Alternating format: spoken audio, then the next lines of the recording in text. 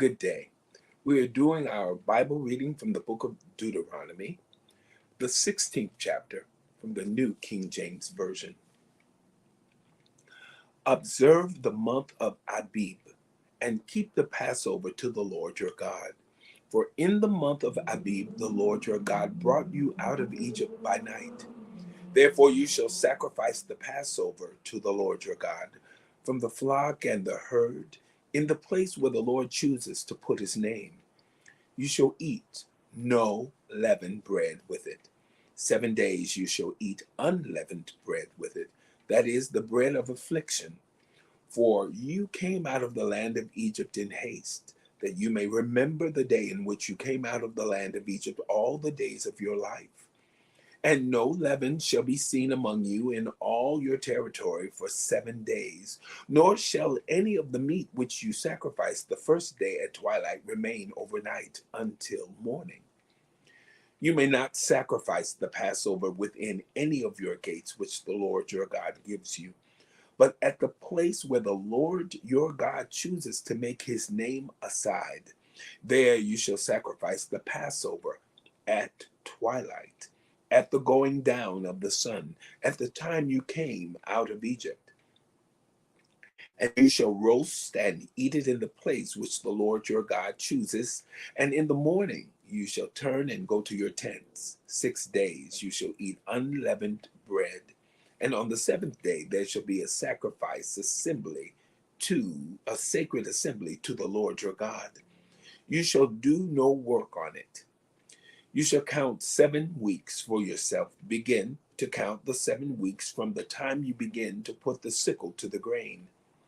Then you shall keep the feast of weeks to the Lord your God with the tribute of a freewill offering from your hand, which you shall give as the Lord your God blesses you. You shall rejoice before the Lord your God, you and your son and your daughter, your male servant and your female servant, the Levite who is within your gates, the stranger and the fatherless, and the widow who are among you, at the place where the Lord your God chooses to make his name abide.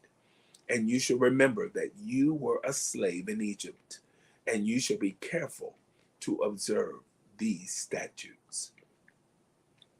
You shall observe the Feast of Tabernacles 7 days, when you have gathered from your threshing floor and from your winepress. And you shall rejoice in your feast, you and your son and your daughter, your male servant and your female servant, and the Levite, the stranger and the fatherless, and the widow who are within your gates.